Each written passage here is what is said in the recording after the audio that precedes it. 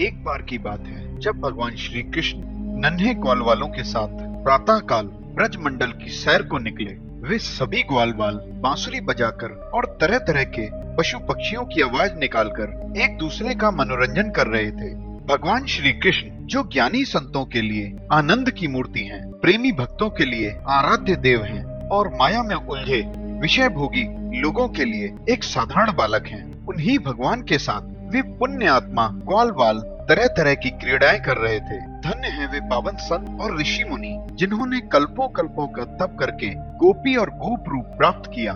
पूतना और बकासुर का छोटा भाई था अघासुर। उसने जब देखा कि भगवान श्री कृष्ण ग्वाल वालों के साथ वन में क्रीड़ा कर रहे हैं, तब उसने कंस के आदेश का पालन करते हुए भगवान श्री कृष्ण सहित सभी ग्वाल वालों को मारने का निश्चय किया और वह एक विशालकाय अजगर का रूप धारण करके मार्ग में लेट गया। उसका आकार इतना बड़ा था कि उसका नीचे का होठ धरती पर और ऊपर का होठ आकाश में लग रहा था। अघासुर की विशाल काया को देखकर ग्वाल वाल ये समझ ही नहीं पाए कि ये कोई अजगर है। उन्हें लगा कि यह भी सुंदर वृंदावन की कोई झांकी है और कौतूहलवश आपस में बात करने लगे कि देखो कितनी सुंदर चट्टान है जो ऐसी प्रतीत हो रही है कि मानो कोई अजगर हो। कुछ अन्य ग्वाल वाल बोले, अरे नहीं, ये कोई अजगर नहीं है, ये तो एक बनावट है जो अजगर जैसी दिख रही है। चलो इसके भीतर चल के देखते हैं। उन अनजान बालकों की बातें सुनकर भगवान ने मन में सोचा, अरे इन्हें तो सच्चा सर्प भी झूठा प्रतीत हो रहा है। मुझे इन्हें अजगर के मुख में जाने से रोकना चाहिए। परंतु जब तक भगवान ऐसा सोच ही रहे थे, तभी वे सभी ग्वाल वाल